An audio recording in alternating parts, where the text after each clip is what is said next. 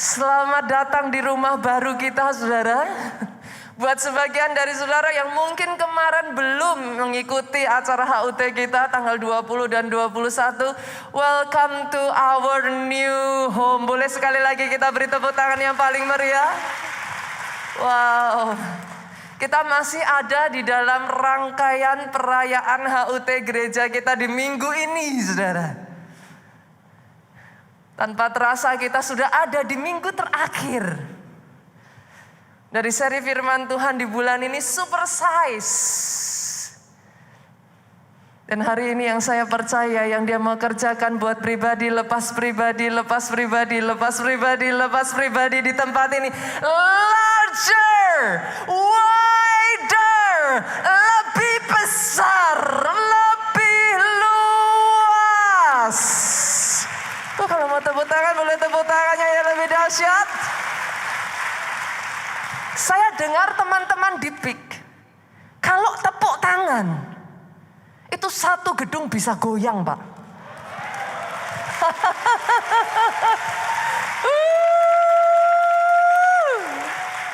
Saya pengen melihat antusiasme orang-orang yang ada di PIK itu seperti apa.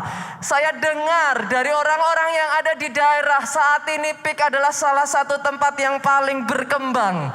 Di Jakarta paling maju. Saya pengen dengar antusiasme orang-orang yang ada di PIK seperti apa, saudaraku.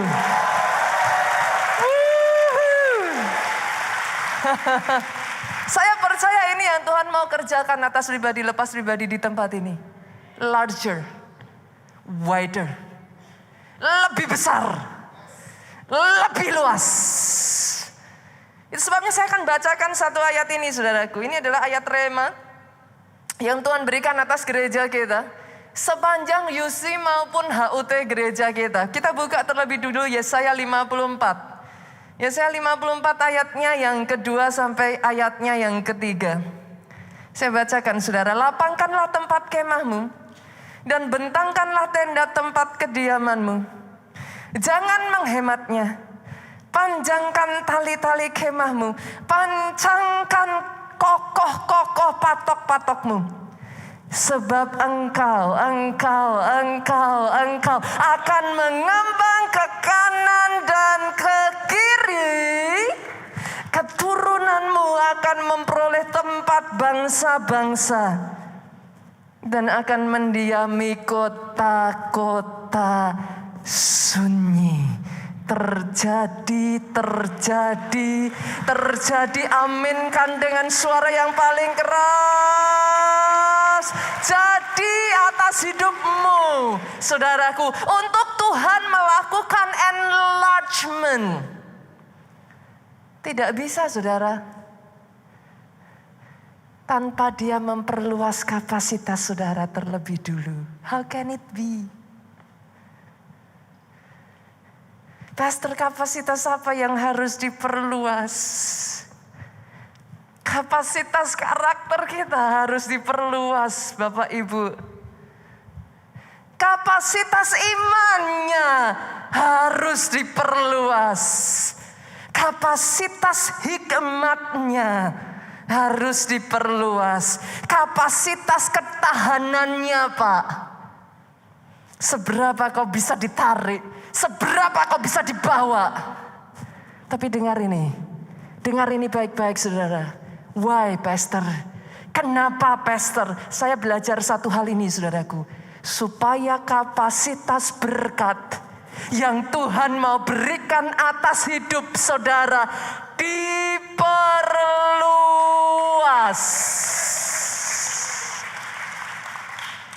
Gak akan bisa terjadi, saudaraku, sebelum saudara willing.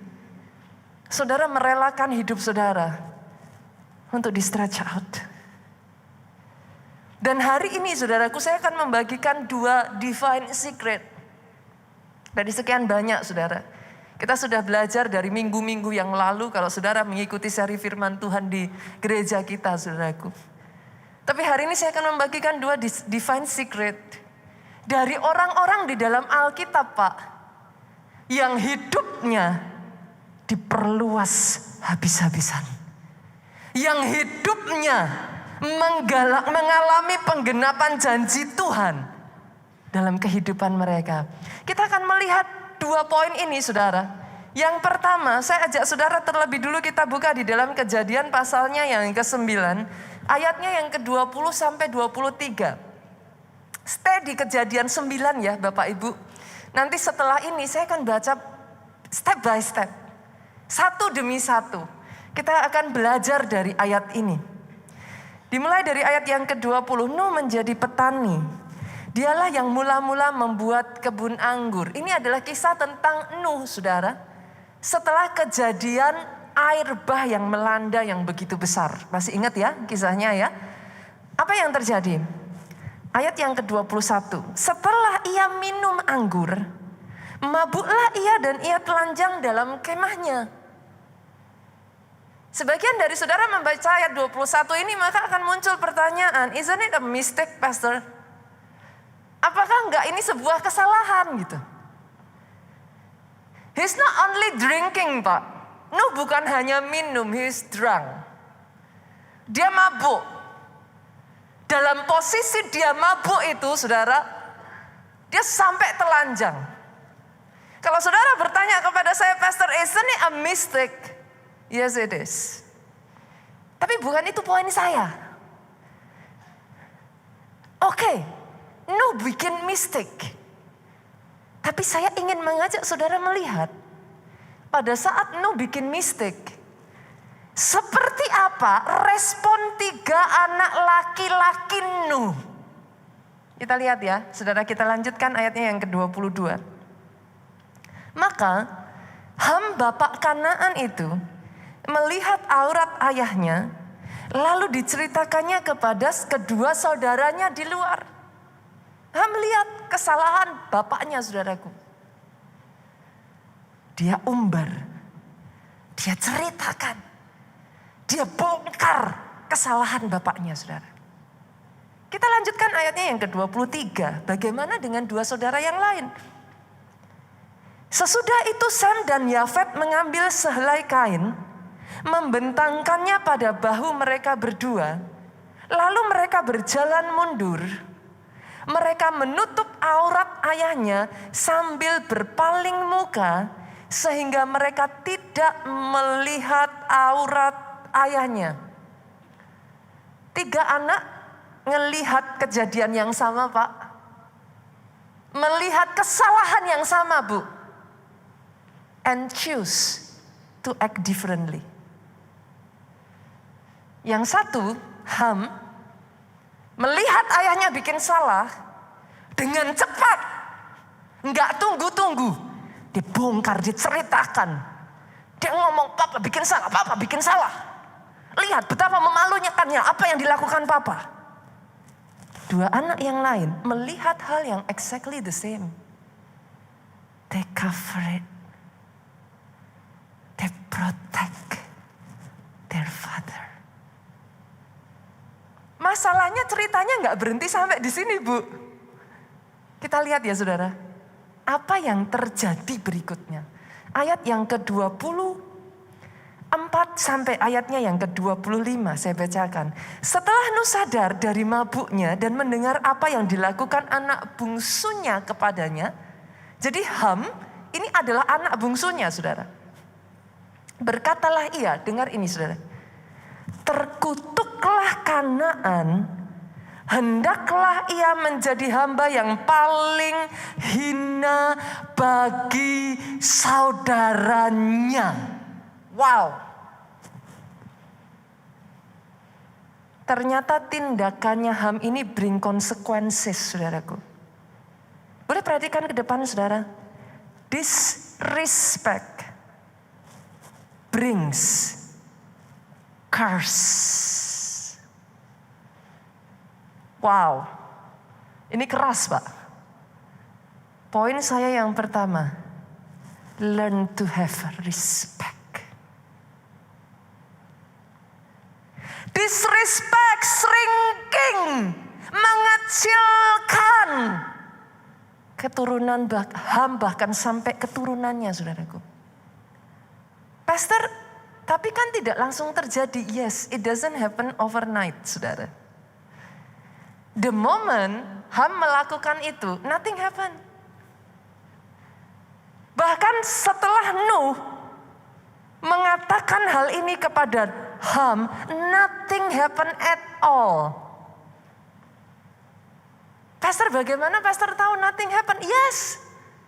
Salah satu alasan bangsa Israel masuk ke tanah perjanjian, dikatakan di sana saudaraku, tanah perjanjian by the way adalah negeri Kanaan, saudara. Dikatakan di sana itu adalah tanah yang limpah susu dan madunya. Yang mengerti boleh angguk-anggukkan kepala saudara. Artinya saudaraku, ini tanah yang diberkati buat sebagian orang. Orang akan berkata, nothing happen. Nuh boleh katakan itu, but nothing happen atas Kanaan. Dengar ini baik-baik saudaraku. Sampai bangsa Israel masuk ke tanah Kanaan. Kanaan di bumi hanguskan. Yang tadinya janji Tuhan larger, wider. Diperkecil, dipersempit. Disrespect brings curse. Tapi belum berhenti sampai di situ saudaraku. Kita lanjutkan yuk, kita lihat ayat 26-27 boleh Pak? Yang sudah ketemu katakan amin. Bolehkah saudara sekalipun ayat firman Tuhan dimunculkan di depan, boleh tetap buka Alkitab saudara kah? Jadi nanti sebagai orang Kristen gak ditanya bingung saudara. Buka Kejadian. Oh Kejadian itu perjanjian baru atau lama ya pastor? Ya kan sekarang, boleh saya tanya dulu gak saudara? Berapa banyak di sini yang bawa Alkitab? Literally buku Alkitab. Masih adakah? Oh wow. Ada satu. Ada lagi kah? Ada dua. Ada tiga. Ada lagi kah? Hampir semua dari kita saudara, saat ini itu sudah tidak membawa buku Alkitab. As the result, saudara itu bukanya handphone. Di handphone buat cari gampang, diurutin by abjad. Nah habis saudaraku. Diurutin dengan abjad, akhirnya saudara, Lukas bisa di depan. Yang mengerti katakan amin. Nanti salah-salah saudara ajarkan ke anak. Lukas itu nak perjanjian lama. Saudara paro kan?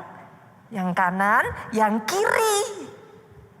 Ya oke sih Wahyu masih perjanjian baru saudaraku. Kan paling akhir.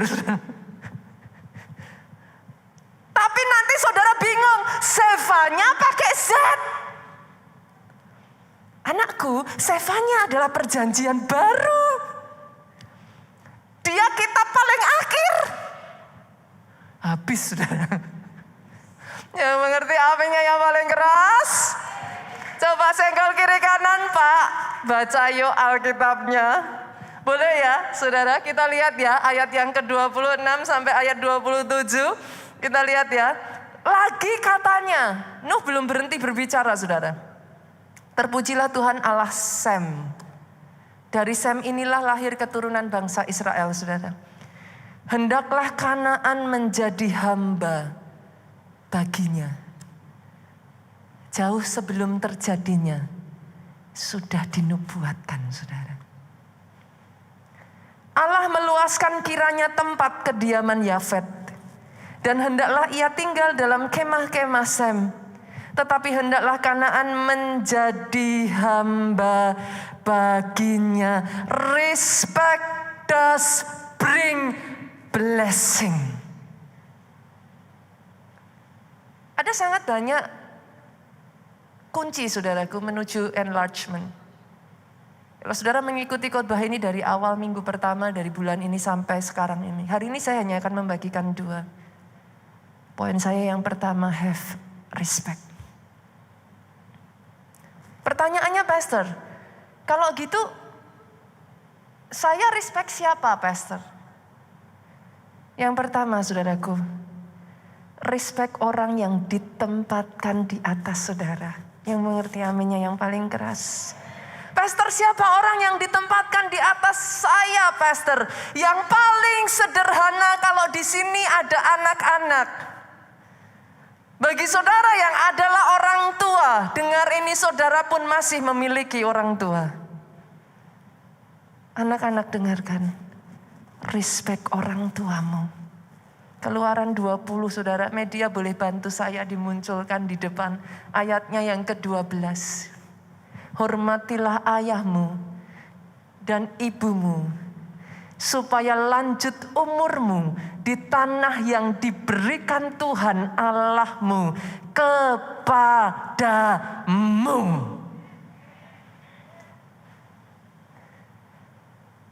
Hormati orang tuamu, saudara.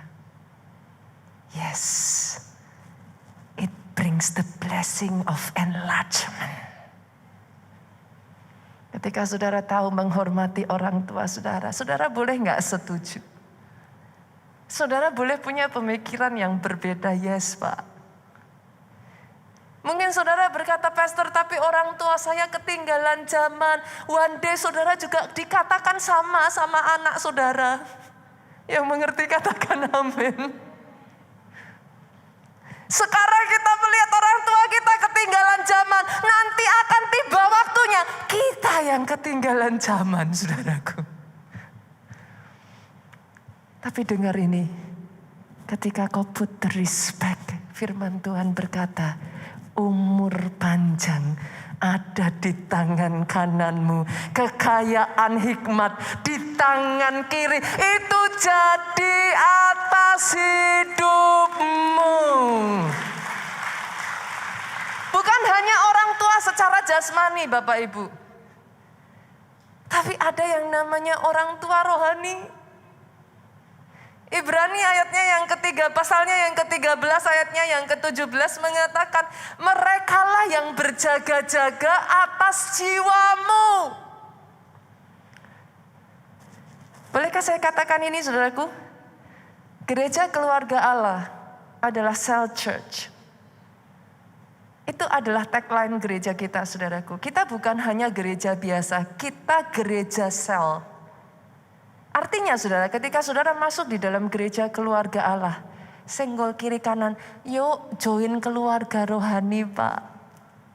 Amin. Amin saudaraku. Kenapa saudara? Kalau saudara datang di tempat ini dengan banyaknya orang seperti ini, how do you recognize gitu? Hari ini saya ketemu Bapak di sini. Besok minggu depan, I don't know. Besok minggu depannya lagi bisa jadi Bapak duduknya di belakang. Saya sudah nggak tahu. Bisa jadi saya ditugaskan bukan di tempat ini tetapi di tempat lain. Tetapi ketika engkau join kelompok sel, ada keluarga rohani yang menjagai saudara. Yang mengerti aminnya yang paling keras saudaraku. Ini akan menjadi tudung rohani yang mengcover saudara di waktu hujan badai melanda. Rumahmu tidak didirikan di atas pasir. Hujan boleh melanda, rumahmu tetap berdiri tegak. Respect orang tua rohani yang Tuhan tempatkan di atas saudara. Bahkan ya saudaraku, firman Tuhan itu mengatakan, kita lihat yuk. Media boleh bantu saya. 1 Timotius 2 ayatnya yang pertama sampai ayatnya yang kedua. Alkitab itu bahkan mengatakan loh saudara, berdoa syafaat dan ucapkan syukur untuk semua orang. Lanjutkan. Untuk raja-raja dan untuk semua pembesar. Kalau zaman itu raja-raja Pak. Kalau zaman sekarang siapa? Presiden. Perdana Menteri.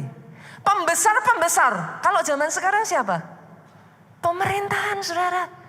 Pray for them, supaya tenang dan tentram dalam segala kesalehan dan kehormatan. Berapa banyak dari tempat ini yang saudara berkata, Pastor, saya adalah bangsa Indonesia. Aminnya yang paling keras. Berapa banyak dari saudara yang berkata, I love my country, aminnya yang lebih keras lagi saudara. Berdoa untuk pemimpin saudara. Tapi di atas semua itu saudaraku, respect your God. Firman Tuhan itu berkata saudara, baurapan di kepala Harun, yang kejanggutan jubahnya turun seperti embun yang dari Hermon. Come on, orang Kristen suka menyanyikan Gideon. Artinya apa saudara? Pengurapan itu turun dari atas ke bawah. Boleh saya kasih ilustrasi sedikit? Pengurapan itu turunnya dari atas ke bawah. Nah sekarang kalau dari atas ke bawah, yang di bawah enggak mau ada di bawah, maunya sejajar. Gimana ngalirnya saudaraku? Saudara mengerti yang saya maksudkan? Bagaimana kalau yang harusnya ada di bawahnya gantian naik?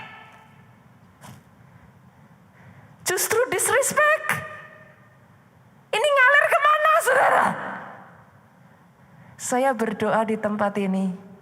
Ada orang-orang yang tahu menghormati Tuhannya. Ada orang-orang yang tahu menghormati keluarganya, orang tuanya. Orang-orang yang ditempatkan sebagai otoritas rohaninya. Kesanalah berkat dicurahkan. Aminnya yang paling keras. Kalau tepuk tangan yang paling meriah buat Yesus Tuhan kita. Pastor, bagaimana I respect God? Bagaimana saya bisa menghormati Tuhan saya? Kita buka ya saudara. Kita lihat Yosua. Pasalnya yang ke-7. Ayatnya yang ke-19. How do I respect God? Alkitab berkata, berkatalah Yosua kepada Akan, anakku, hormatilah Tuhan Allah Israel dan mengakulah di hadapannya.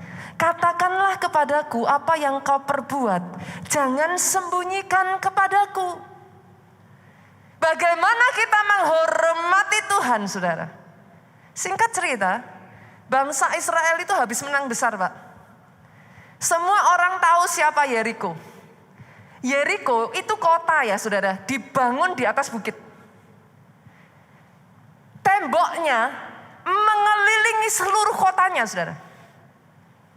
Saya pernah mempelajari kisah tentang Yeriko, saudara. Dikatakan di sana, kalau saudara berpikir tentang tembok, maka saudara akan melihat tembok yang ada di depan mungkin ya. Hanya tebalnya sebatas satu batu bata. Ketebalan tembok Yeriko, saya tuh lupa saudaraku. Ketebalan tembok Yeriko itu bisa setebal ini, saudara. Satu mimbar ini. Can you imagine?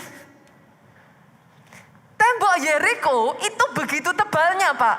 Sampai kalau saudara masih ingat kisahnya Rahab. Mereka itu bikin rumah-rumah di situ. Itu nggak bisa terjadi kalau temboknya cuma sebesar satu bata, saudara. That will never happen. The moment saya mempelajari tentang hal itu, I'm amazed. Mereka benar-benar kota yang disebut sebagai sangat aman, saudara. Bagaimana saudara bisa menghancurkan tembok setebal itu? Mengelilingi seluruh kotanya dan ada di atas bukit. Hitam di atas putih, Pak.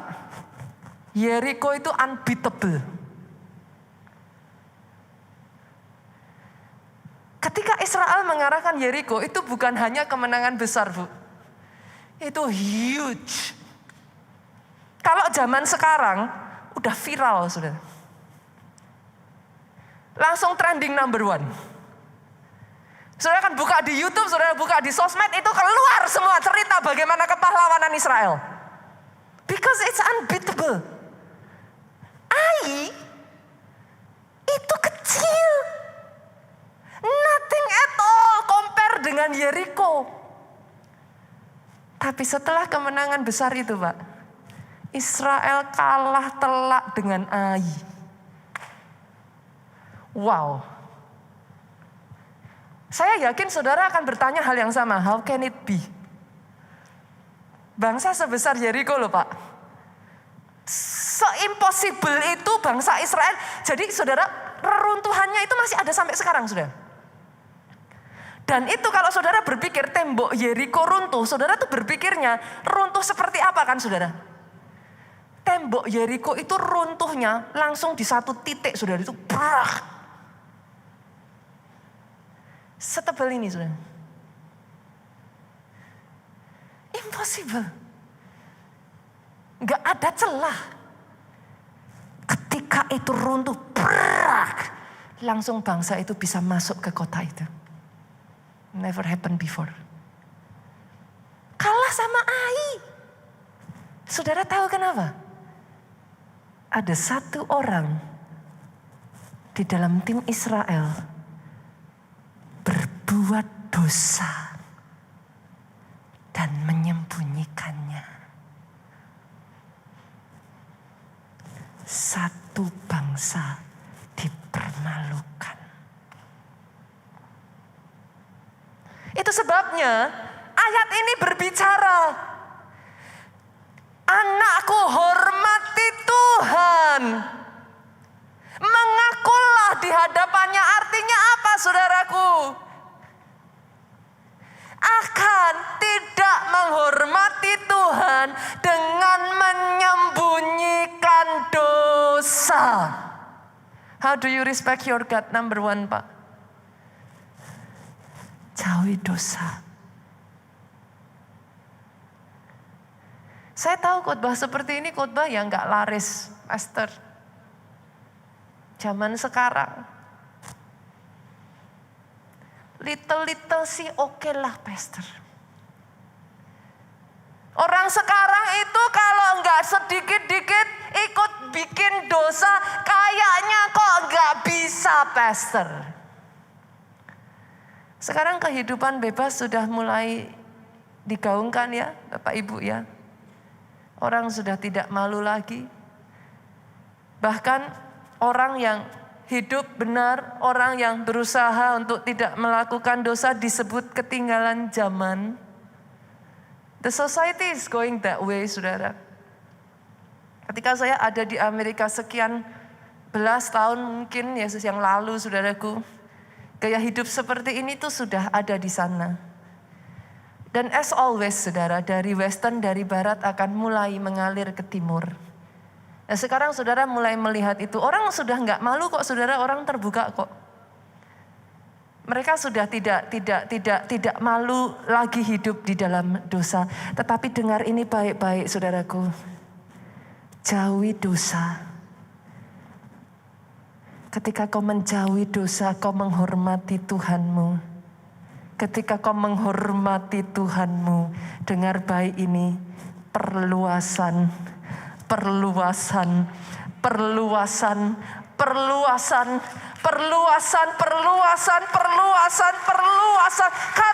dosa hanya akan mengecilkan, men-shrinking, saudaraku, menyempitkan diri saudara. Dosa akan membatasi engkau, saudaraku. Hari ini saya berdoa saudara kalau masih ada di antara kita. Mungkin bukan masih ada. Ada banyak di antara kita yang sempat hidup di dalam dosa. Yuk, kembali kepada Tuhan lagi. Saya percaya hari ini saudara datang di tempat ini bukan kebetulan aminnya yang paling keras. One way or another, dalam hatimu kau tahu engkau butuh Tuhan. Saya berdoa kau menemukan Tuhan di tempat ini. Saya berdoa ada hidup yang dipulihkan dari tempat ini. Hidup yang kembali dibangkitkan rasakan dari tempat ini hidup yang kembali dibangun, saudaraku. Yang kedua, Pastor, how do I respect God? Bagaimana saya bisa merespek Tuhan? Karena kalau kita nggak hati-hati, saudaraku, kita terus hidup di dalam dosa, saudara. Saudara masih ingat kisah Eli? Once upon a time, saya bacakan aja ya sebelum saya masuk poin saya yang kedua ya saudara. Karena ini kisah yang sangat, buat saya ini kisah yang sangat mengerikan sekali saudaraku. 1 Samuel 2 ayatnya yang ke-30 saya bacakan saudara. Once upon a time, lihat ini saudaraku. Demikian firman Tuhan Allah Israel. Sesungguhnya aku telah berjanji. Ini Tuhan loh saudara. Tuhan yang janji loh. Keluargamu dan kaummu akan hidup di hadapanku selamanya. Wow. Kalau Tuhan janji kayak gini tuh ngeri loh saudara. Saudara tahu janji yang sama diberikan kepada siapa di dalam Alkitab? Daud. Sampai detik hari ini satu-satunya suku yang dikatakan paling tidak saudaraku, kenyataannya masih dinyatakan ada, itu satu suku, Yehuda. Janji Tuhan digenapi. Atas Daud Tuhan berjanji keturunanmu akan tetap berdiri di hadapanku. Hanya 1 dari 12 suku yang saat ini ada berita mengatakan suku ini ditemukan, suku itu ditemukan dan lain sebagainya. Tetapi saat ini satu suku yang masih tinggal di bangsa Israel itu Yehuda, saudara. It could have been happen. Ini bisa terjadi saudaraku atas kehidupan Eli dan keluarganya. Tapi saudara lihat apa yang terjadi. Tetapi hari ini ngeri saudaraku. Tetapi sekarang demikian firman Tuhan, jauhlah hal itu daripadaku. Wow. Kenapa? Sebab siapa yang menghormati aku akan kuhormati. Tetapi siapa yang menghina aku akan dipandang rendah. Ngeri ya saudara. Ini severe loh saudara. Saya berdoa, orang-orang Kristen di tempat ini tahu menghargai Tuhannya. Tahu how to respect His God. Karena orang yang menghormati aku, ku hormati. Yang hormat bukan manusia loh saudara. Ka besar hormati. Tapi orang yang memandang, tetapi orang yang tidak menghormati aku dipandang rendah saudara. Akan tiba waktunya, ada orang-orang di tempat ini, saya tuh ngerasakan dengan kuat sekali saudara. Saya tuh gak tahu ya saudara, saya tuh heran. Gereja kita itu berkali-kali saudaraku, mengalami perpindahan ke tempat yang lebih besar. Dan di setiap perpindahan itu tidak semua tempat saudara. Sering kali yang saya alami bahkan ketika kita pindah ke tempat baru, itu harus adjustment-nya itu gak gampang. Tapi di tempat ini saya bisa merasakan ada favor Tuhan yang luar biasa.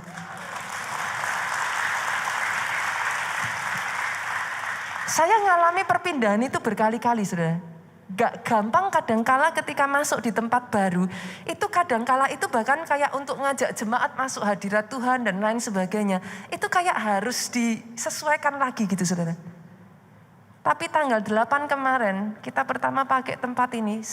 Saya tahu dengan pasti, the Shekinah glory of God, itu tinggal di tempat ini. Bahkan sementara saya sampaikan ini, buat saudara yang cukup peka dan terbuka, saudara bisa merasakan itu kayak mengalir kayak beres itu saudaraku. Shekinah glory itu berbicara apa saudara? Tuhan hadir. Respect Him. Karena yang kedua saudara, bagaimana kita menghormati Tuhan? Hormati Dia dengan cara beribadah yang benar di hadapan Tuhan. Kalau saudara menyadari, He is here. Jangan hanya asal ibadah aminnya yang paling keras. Ibadahmu adalah penghormatanmu kepada Tuhanmu. Kita buka ya saudara ayatnya, kita lihat. Poin saya yang terakhir saudara. Bagaimana kita menghormati Tuhan. Dari poin 1 ya saudara, maksud saya. Hormati Tuhan melalui ibadah kita. Maleakhi 3 ayat 13 sampai 14. Maleakhi 3 ayat 13 sampai 14. Bicaramu kurang ajar tentang aku, firman Tuhan. Ini gak enak banget tuh saudara. Ini Tuhan bukan cuman ngomong, Tuhan itu bicaramu kurang ajar tentang aku. Apa yang membuat Tuhan sampai ngomong kayak gini saudara?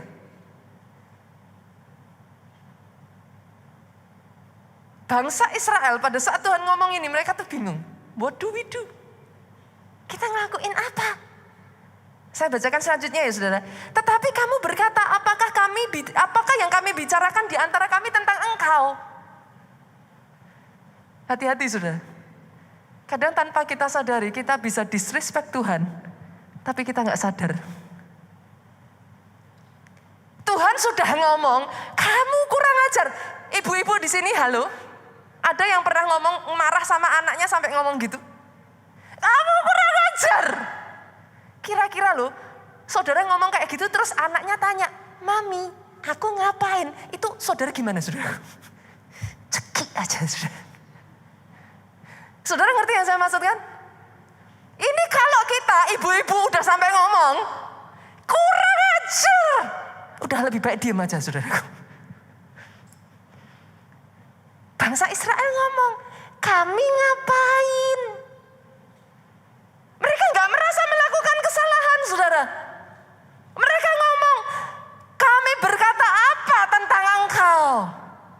Ayat 14, kamu berkata, lihat ini saudara. Perhatikan ini, anak Tuhan perhatikan ini.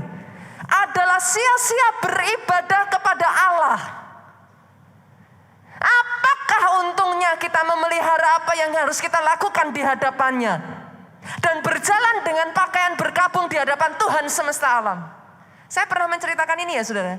Zaman dulu sama zaman sekarang itu punya bahasa gaulnya. Kalau zaman sekarang saudara bilang misalkan anak yang kemarin bilang YOLO. Saudara bilang sama bangsa Israel zaman itu mereka gak akan ngerti. YOLO. Maksudnya gimana YOLO? LOL. Mereka gak akan ngerti. Laugh out loud. Mereka gak akan ngerti. Sama, saudara baca itu kan bingung toh. Lah kok maksudnya gimana berjalan dengan bergabung? Merendahkan diri di hadapan Tuhan. Maksudnya gimana? Itu bahasa slangnya zaman itu saudaraku. Jadi kalau saudara baca itu, orang zaman dulu kalau nyuruh doa puasa, itu bergabung di hadapan Tuhan, saudara, merendahkan diri di hadapan Tuhan. Berlumur debu saudaraku, itu bahasa yang dipakai. Dengan kata lain, Tuhan itu ngomong, kamu tidak menghormati aku. Dengan mengatakan, sia-sia beribadah kepada Allah. Wow.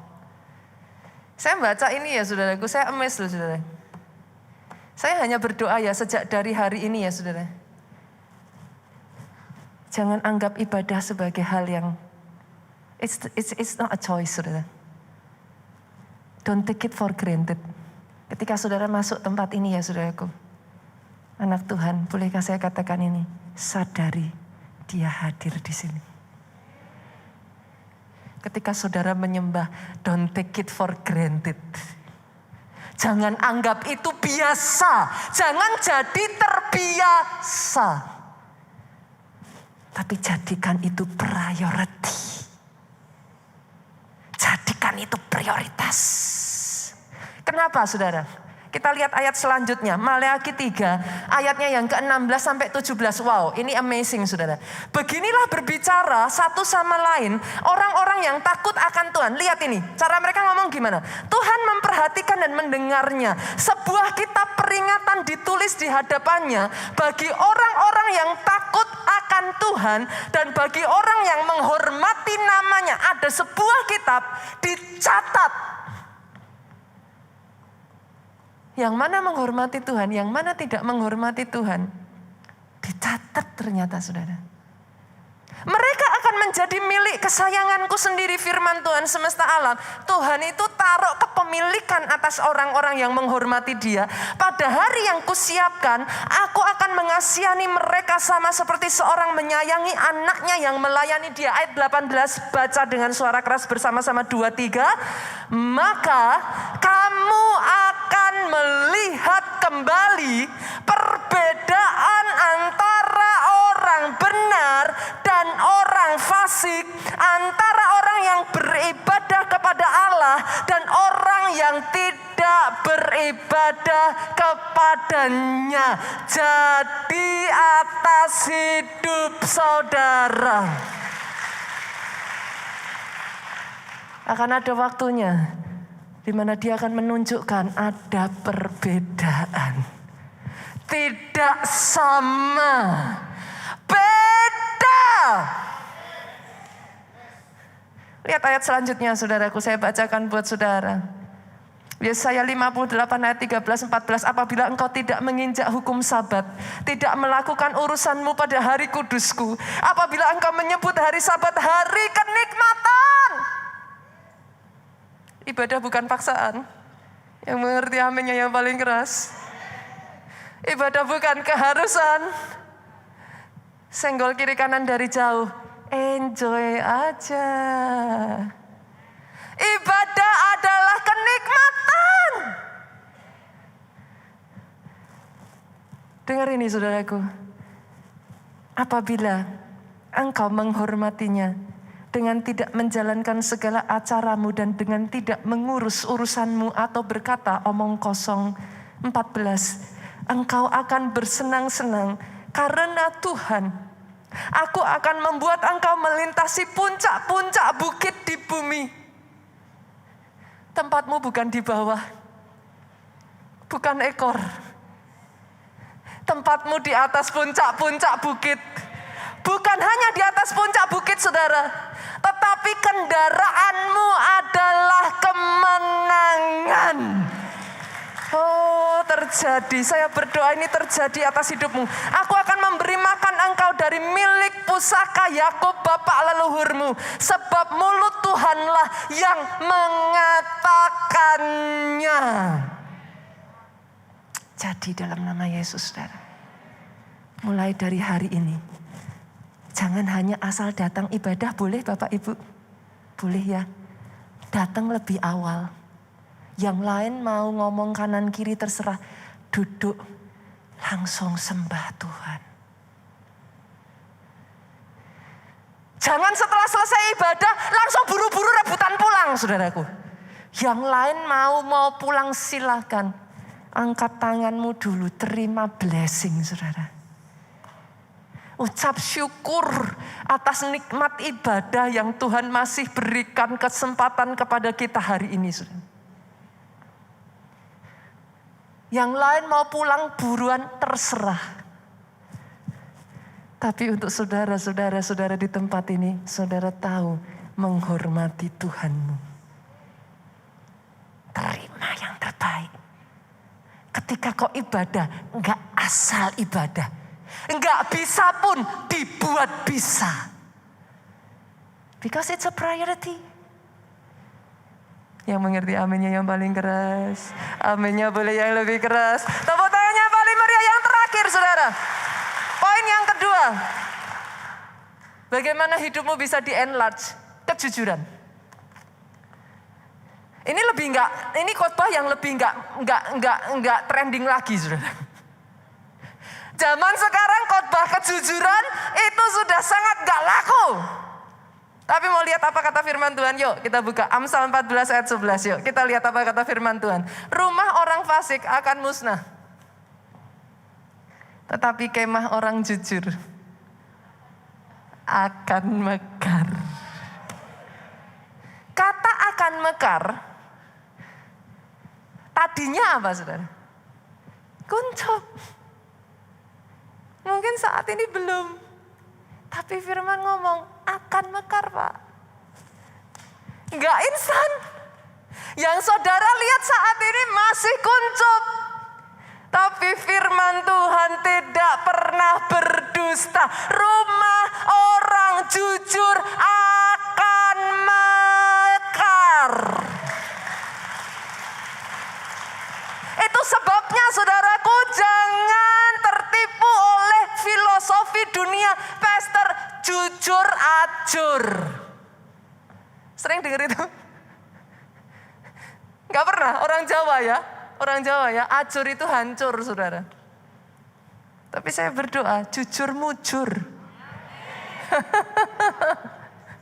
Rumah orang jujur akan mekar. Itu yang terjadi atas Ayub saudara. Kenapa hidup Ayub diberkati Tuhan at the first place? Boleh media munculkan dengan cepat Ayub 1 ayat 1? Kita lihat ya, Ayub 1 ayat 1, boleh munculkan? Oke, tidak ada seorang laki-laki di tanah ini, maaf saudara, ada seorang laki-laki di tanah ini bernama Ayub, orang itu saleh dan jujur. Ayat 8, lanjut, Ayub 1 ayat 8. Silakan. Waduh, ini kecil sekali saudara, saya harus lihat ke belakang. Lalu bertanyalah Tuhan kepada iblis, apakah engkau bla bla bla bla bla seperti dia demikian saleh dan jujur? Pasal 2 sekarang, yuk munculkan. Pasal 2 ayatnya yang ketiga. Oke? Sebab tidak ada seorang pun di bumi seperti dia yang demikian saleh dan jujur. Dalam 2 pasal sudah diulang berkali-kali saudara. Ayub, jadi sebagaimana dia di state-nya dia saat itu, orang terkaya pada saat itu, karena disebut dia saleh dan jujur. Tapi dengar ini yang paling penting saudara. Baik orang saleh, jujur, maupun orang yang hidup tidak benar dan tidak jujur akan mengalami masalah. Yang mengerti aminnya yang paling keras. Jangan pernah berpikir karena saudara sudah hidup jujur, hidup saleh, nggak ada masalah. Siapa bilang? Tapi yang membedakan apa? Karena Ayub tetap menjaga hidupnya saleh dan benar. Endingnya 2 kali lipat. Saya nggak mendengar tepuk tangan saudaraku. Rumah orang jujur Pak, mekar. Boleh datang masalah. Kadang masalah tidak selalu dari ini. Masalah bisa muncul Pak dari keterbatasan kita untuk mengelola usaha. Masalah bisa muncul dari kurangnya hikmat. Masalah bisa muncul karena kesalahan kita. Apapun itu Pak. Tapi karena Ayub mempertahankan hidupnya saleh dan benar. Masalah, sama-sama kena masalah. Endingnya Bu yang beda. Berapa banyak di sini yang mengerti? Finishnya lebih penting daripada starting point-nya. Doa saya semua dari saudara di tempat ini, finish well. Finish well. Dan lihat saudaraku, lihat saudara, Ayub 8 ayatnya yang ke-6 sampai ayatnya yang ke-7. Kalau engkau bersih dan jujur, maka tentu ia akan bangkit demi engkau. Ia akan memulihkan rumah yang adalah hakmu. Kedudukanmu yang dahulu yang akan kelihatan hina. Tetapi kedudukanmu yang kemudian menjadi sangat mulia. Ini yang dialami Yusuf Pak. Buat Yusuf di awalnya Bu, jujur, ajur. Dia jujur Bu, dia nggak mau berzina dengan istri Potifar, tapi masuk penjara kok. Kalau saudara hanya sampai di situ, maka saudara akan belajar, Pastor, yes, jujur ajur. Jujur hancur. Tapi lihat ini saudara, karena Yusuf mempertahankan hidupnya benar di hadapan Tuhan. Dia tetap jujur di hadapan Tuhan. Lihat saudara, tadinya dia diangkat jadi tangan kanan Potifar, itu sudah kedudukan besar loh saudara. Tapi di hari Tuhan memulihkan Yusuf, di hari di mana dia diangkat menjadi Perdana Menteri, kedudukanmu yang sebelumnya akan terlihat hina. Yang tadinya kau pertahankan, yang tadinya kau pikir itu sudah hebat, akan terlihat hina. Kenapa? Sama seperti Ayub, dipulihkan hakmu 2 kali lipat lebih, saudara. Saya berdoa itu jadi. Pemain musik boleh maju ke depan, tepuk tangannya sekali lagi yang paling meriah buat Yesus. Tuhan, kita akan tutup dengan satu ayat ini, saudara. Kejadian 32. Ayatnya yang ke-9 sampai 10. Kemudian berkatalah Yakub, ya Allah nenekku Abraham dan Allah ayahku Ishak, ya Tuhan yang telah berfirman kepadaku, pulanglah ke negerimu, serta kepada sanak saudaramu akan berbuat baik kepadamu. Sekali-kali ayat 10 ini saya berdoa, saudara, aku tidak layak menerima segala kasih dan kesetiaan yang engkau tunjukkan kepada hambamu ini, sebab aku membawa hanya tongkatku ini. Waktu aku menyeberangi sungai Yordan, Yakub, orang yang hidupnya tipu-tipu, Pak. Harus diusir dari keluarganya karena tipu-tipu. Dia lari dengan hanya membawa sebuah tongkat. Sampai dia belajar mengubah hidupnya dan berpegang pada kejujuran, saudara. Tapi dengar apa yang terjadi. Sekarang telah menjadi 2 pasukan. Jujur enggak ajur, Bu?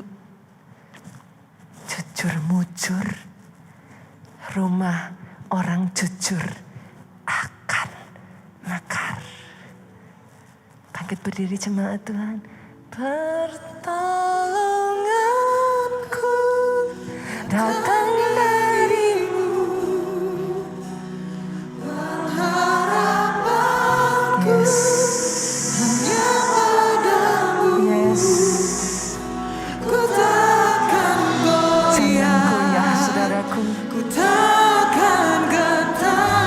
Jangan gentar ketika Tuhan izinkan masalah terjadi. Jemaat saja yuk katakan.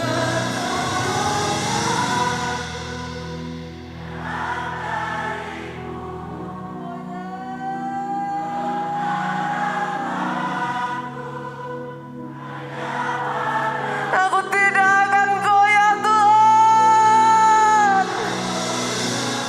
Aku tidak akan gentar. Sebab apa, saudaraku?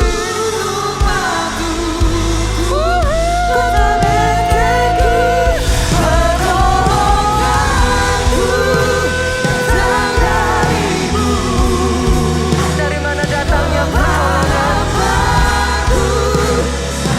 Pertolonganku datang dari Allah yang Maha Tinggi.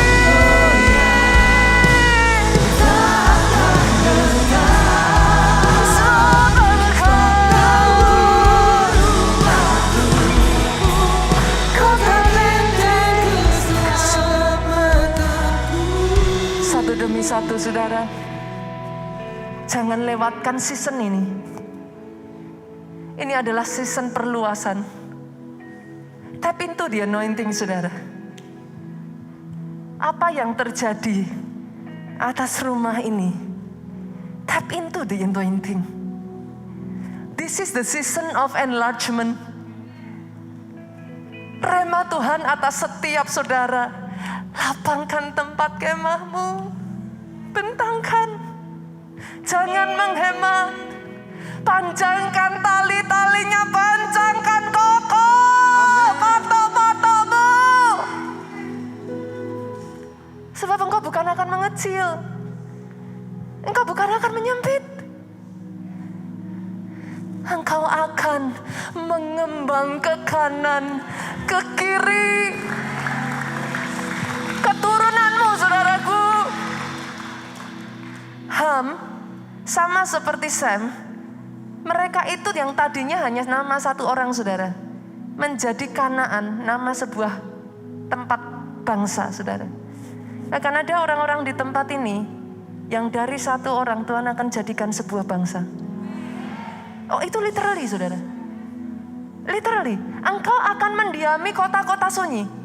Akan ada orang-orang, ini yang dikerjakan di gereja kita di banyak tempat saat ini, saudaraku. Dalam bahasa Inggrisnya, tempat-tempat yang tadinya sudah desolate, tempat yang tidak ada penunggunya, maksudnya orang yang tinggal, saudara. Karena keberadaan saudara, tempat itu jadi rame. Itu bahasa aslinya. Kalau ada di tempat ini orang yang bisa menangkap apa yang jadi rema ini. Saya berdoa, perluasan terjadi atas hidupmu. Engkau yang mau berseru kepada Tuhan, saudaraku. Engkau yang bisa berbahasa roh, angkat suaramu.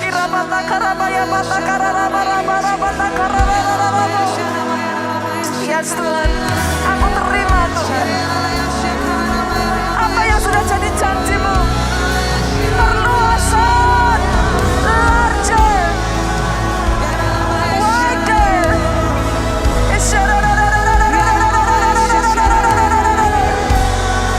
Bantu kami Tuhan, hidup benar di hadapan-Mu. Bantu kami tahu menghormati Engkau, tahu menghormati. Bantu kami hidup jujur, hidup saleh di hadapan-Mu.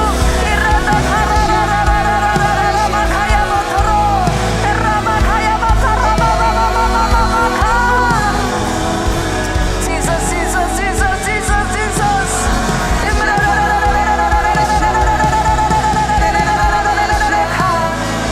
Yesus Tuhan.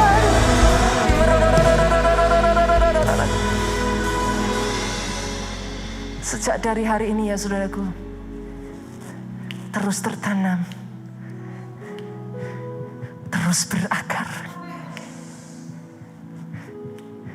Sama seperti apa yang dijanjikan Tuhan, engkau berbuah lebat, larger, wider, tidak mengecil. Komselmu berbuah lebat, bisnismu berbuah lebat. Tempat di mana engkau bekerja diperluas, diperbesar. Keluargamu berbuah lebat, pelayananmu berbuah lebat. Berapa banyak dari saudara yang mau dan rindu, saudaraku?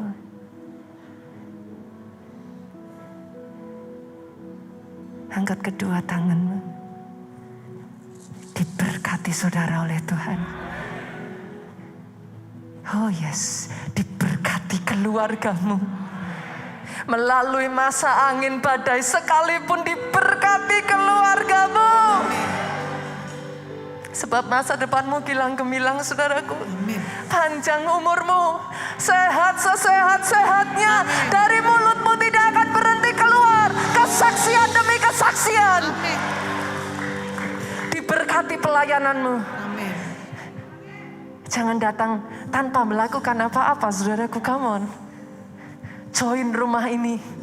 Do something for Him. Do something for Him. Do something, diberkati pemberitaan Injilmu oleh Tuhan. Amen.